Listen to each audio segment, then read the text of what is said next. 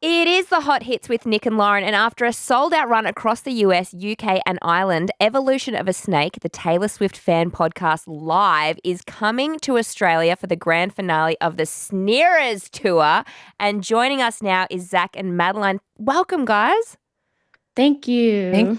We're so excited to be here and to come to Australia and see all of our listeners for the first time. We're so excited to have you here. And I think what everyone loves about you guys the most is that you are two very honest Swiftie fans and commentators. Does that get a lot of, like, a mix of sort of a lot of backlash and a lot of love? How do you guys deal with that?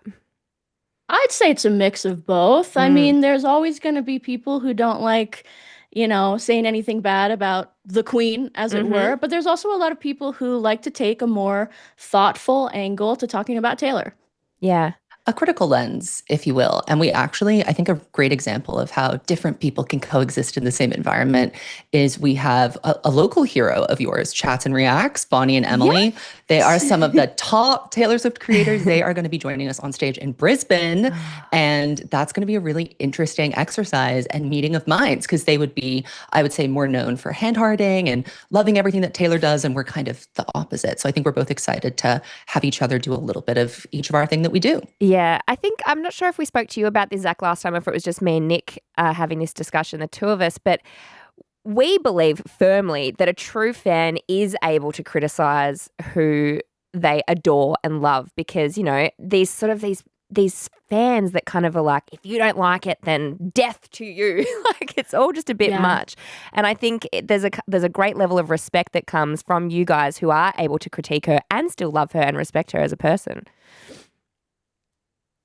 For sure. I think that's something that we really focus on as well. And when we critique her, we're always, I think, trying to center her personhood because at the end of the day, we are fans. I think that does get lost in translation sometime. Like when you come to the show, I think people are surprised at how much, I would say, fawning there is. There is equal measures, fawning and tomato throwing. And that's what makes the Sneerers Tour such a fun place to be. Yeah.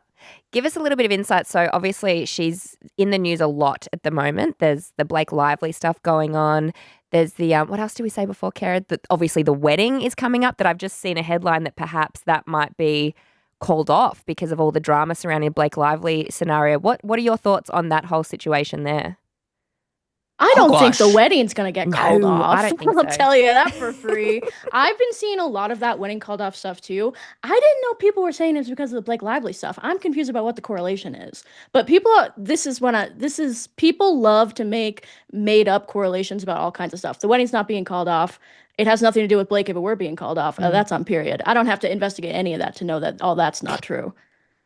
Yeah, I'd say like we also have a pretty hard line when it comes to conspiracy theories on the podcast. Yeah. Like there are certain kind of areas that we try not to go down, especially if they're not based in fact, because otherwise it's just like meaningless gossip and conjecture, which I think is a lot of what the Blake Lively stuff specifically is. So I think in general, we've kind of decided that it's not even really worth discussing, which I know is an unpopular opinion given that everyone wants to talk about it, but definitely won't be a subject of our show. Yeah, I do love that because, there are songs of Taylor Swift that I love, but I wouldn't consider myself a massive Swiftie.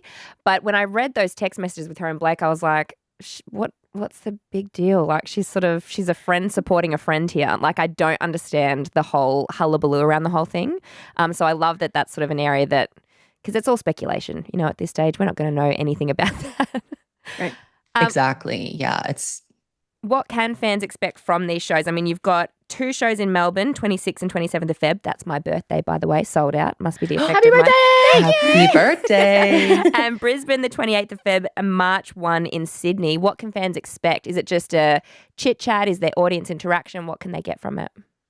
Well, it's kind of us closing the book on the Eras Tour. We call it the Sneerers Tour because we modeled it kind of after the Eras Tour. So the Eras Tour may be over, but the Sneerers Tour still has one more leg to complete because we have to talk about Life of a Showgirl. We haven't done all the eras until we've done Showgirl. So fans can expect a lot of Eras talk and a lot of Showgirl talk. And our show is kind of an interesting model of like chatting, and then we play a very fun game with the audience, which I think most people wouldn't expect. We assign assign every Taylor Swift song a personal characteristic, and then we have to try and guess what song we're describing by asking each other leading and increasingly ridiculous questions.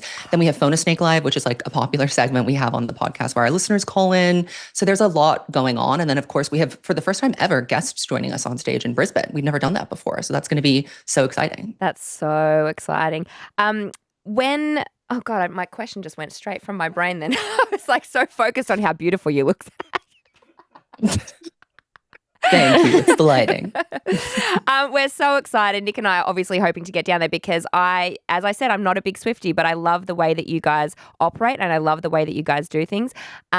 We are fucking hell. Why can't I speak today? It's okay. It's one of those days. I apologize. It's been a very, very big week. No worries. We get it. Yeah. We get it. So obviously, Zach, you are the Swiftologist. Madeline, you are from the Lizard Review. Your podcast continues separately as well. Are we still expecting big things from both of those podcasts separately as well as the joint effort this year? No, we're actually breaking up. This is It's the over. final. It's We're finished. We're sick of each other, and we're divorcing and going our separate ways after this. Oh no, that makes me Just sad. kidding. Oh yay! Just kidding. Wait, that was a joke. Okay, good, good. Joke. The long We are silence not- after was like, We are not splitting up. No. And I think we do definitely have big plans. We've had some really fun stuff going on behind the scenes, new people on the team for this year. So we're definitely planning to tour America again. That will be happening later this year. We can never say no to the UK as well. So I would never say never about going back there. But yeah, lots of exciting stuff to come, Madeline. For sure. Yeah. The horizon is very bright. I'll tell you that for free. We call it the Snake Media Conglomerate. The Snake Lizard Media Review, Conglomerate. Swiftologist, Yeah. Evolution of Snake. It's buzzing. Oh, I love that. Where do you think the biggest Swifties are in the world? Where do you think that they reside? Where have you seen them? Oh, Great interesting question. question. I don't think anybody's ever asked me that before. And all the questions I've ever gotten about Taylor, nobody's ever asked me that.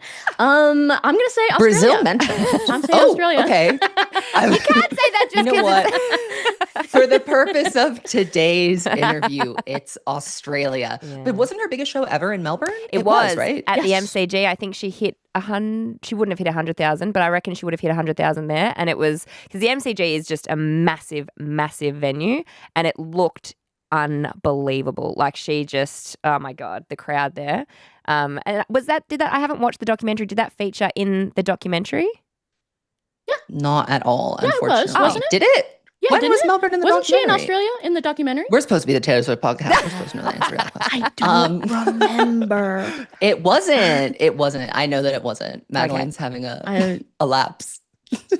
Well, It might have been like pictured briefly, but it wasn't discussed. Like she Okay. wasn't Period. like, oh my God, that was my biggest show ever. You would think Yeah. it would be, but the documentary was a surprise to us all. Okay, yeah. All right. Well, maybe, look, for the purpose of the interview, we will say that Australia has the biggest amount of Swifties in it. I think you're correct. Outside of that, Zach, you're about to say Brazil before? Yeah, Brazil. I just feel like Brazil is always on another level when it comes to fandom, and they're such enthusiastic and like loving fan bases. And over the years, they have like expressed such devotion and interest to everyone, but specifically Taylor as well. And yeah, I just think that they show up for her whenever they need to. Yeah. Awesome. Well, guys, thank you so much for joining us today. The Evolution of a Snake, the Sneerers Tour is coming up. Don't miss out. There are very little tickets left, so get in quickly. Madeline and Zach, thank you so much for your time today. Thank you so much for Thank having you for us. having us. Thanks, We'll see you guys. at the Snares Tour. Yes.